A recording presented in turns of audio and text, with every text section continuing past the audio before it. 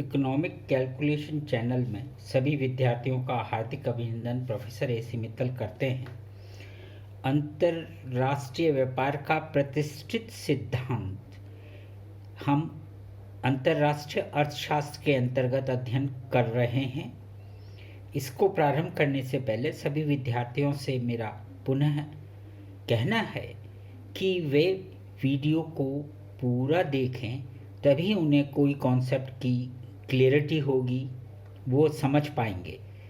इसको लाइक करें और अपने मित्रों के साथ शेयर करें जिससे वो भी लाभान्वित हों, तथा अगर सब्सक्राइब नहीं किया है तो सब्सक्राइब करें। यदि सब्सक्राइब करने में कोई समस्या आ रही है, प्रॉब्लम आ रही है, तो कमेंट बॉक्स में हमें बताने का प्रयास करें। हम शुरू करते हैं। अंतर्राष्ट्रीय अर्थशास्त्र के अंतर्गत अंतर्राष्ट्रीय व्यापार का जो प्रतिष्ठित सिद्धांत है या classical theory of international trade है, इसको हम तुलनात्मक लाभ मॉडल भी बोल सकते हैं, अंतर्राष्ट्रीय व्यापार का शुद्ध सिद्धांत भी बोल सकते हैं।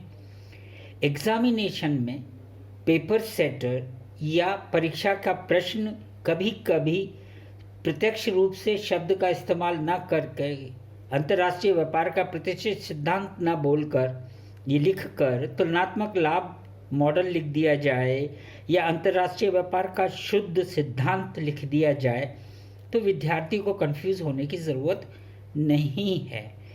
अंतर्राष्ट्रीय व्यापार की प्रतिष्ठित सिद्धांत या classical theory of international trade को हम अलग अलग वीडियोज़ में हम देखेंगे, और उसको देखने से पहले एक छोटा सा संक्षिप्त विवरण आपके आगे मैं देना चाहूँगा कि प्रतिष्ठित सिद्धांत classical theory of international trade जो है, इसका 16वीं शताब्दी से वाणिज्यवाद या मर्केंटाइलिज्म से ही प्रारंभ हम इसको मानते हैं, किंतु एक व्यवस्थित रूप से एडम स्मिथ ने, डेविड रिकार्डो ने इसको प्रारंभ किया।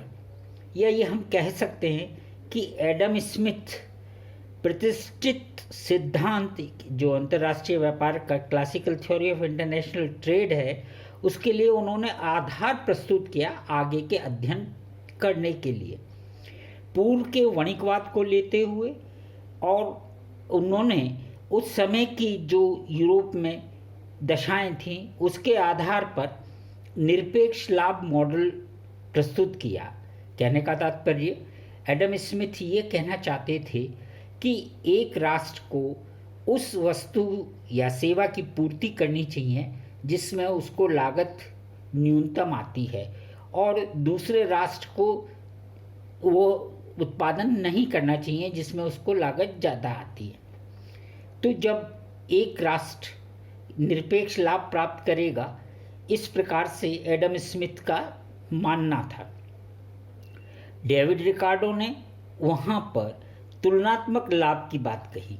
एडम स्मिथ निरपेक्ष लाभ की बात कहते हैं, डेविड रिकार्डो तुलनात्मक लाभ की बात कहते हैं। अगर हम स्मिथ और रिकार्डो दोनों की अध्ययन करें या दोनों के द्वारा प्रतिपादित सिद्धांतों का अध्ययन करें तो संयुक्त रूप से हम इसको क्या कहेंगे, supply version of international trade या classical theory of international trade. प्रतिष्ठित सिद्धांत का ये एक पूर्ति संस्करण या सप्लाई वर्जन कहलाएगा।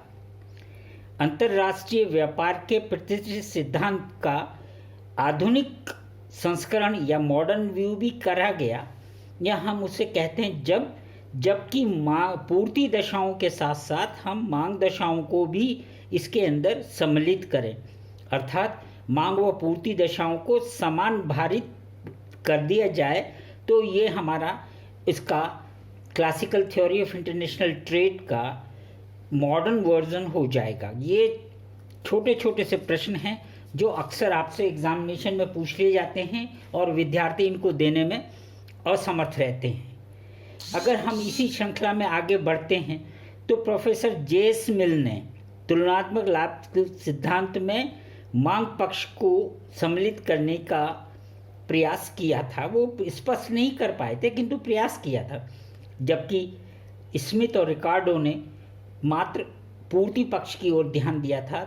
जेएस मिल पहले ऐसे अर्थशास्त्री रहे जिन्होंने तुलनात्मक लाभ सिद्धांत में मांग पक्ष को सम्मिलित किया, पर मिल अपना जो मत है वो स्पष्ट नहीं कर सके, या मिल ने जो पारस्परिक मांग की विचारधारा रखी थी, रेसिप्रोकल डिमांड की जो बात कही थी, उसको आधुनिक अर्थशास्त्रियों ने एक तरीके से नकार दिया या उसको मान्यता नहीं दी, और उसका नया स्वरूप एडवर्ड्स ने और मार्शल ने मिलकर ऑफर कर्व के रूप में या ऑफर कर्व के द्वारा अंतर्राष्ट्रीय व्यापार को समझाने का प्रयास किया। और यहाँ संक्षेप में हम एक बात कह सकते हैं, स्मिथ, रिकार्डो, मिल, एडवर्ड और मार्शल, ये जो पांचों हैं, अगर इन पांचों मतों को, किसके, स्मिथ के, रिकार्डो के, मिल के, एडवर्ड के और मार्शल के मत को अगर यदि एक साथ हम अध्ययन करें या इनके अंदर समय समय पर बदलाव किए जाने के बाद से जो अध्ययन किया जाए, तो उसको हम क्या कहते हैं, तुलनात्मक लागत सिद्धांत का आधुनिक संस्करण या मॉडर्न व्यू, या ये कहें अंतर्राष्ट्रीय व्यापार के तुलनात्मक लाभ मॉडल का आधुनिक वर्जन या आधुनिक संस्करण। यहाँ विद्यार्थियों को ये मैं बताना चाहूँगा कि यहाँ समय समय पर हम आगे आने वाली वीडियो में प्रत्येक अर्थशास्त्री द्वारा दिया गया अंतर्राष्ट्रीय व्यापार के विचारधारा को स्पष्ट रूप से व्याख्या में लाएंगे। तो आप बने रहिए, चैनल के साथ सब्सक्राइब करते रहिए, जिससे कि आपको समय पर वीडियो प्राप्त होती रहें। अगर आपने अपने मित्रों को लाभ पहुंचाने का प्रयास नहीं किया है तो उन्हें भी ये फॉरवर्ड कीजिए और आगे बढ़ाइए। और अगर किसी विद्यार्थी को किसी भी प्रकार से चैनल सब्सक्राइब करने में या तथ्य को समझने में कोई समस्या आती है ना, तो वो कमेंट बॉक्स में आके कमेंट दे। मैं प्रयास करेंगे कि हम उसकी समस्या का समाधान कर सकें, उसको होने वाले अध्ययन में कठिनाई उत्पन्न न हो। धन्यवाद।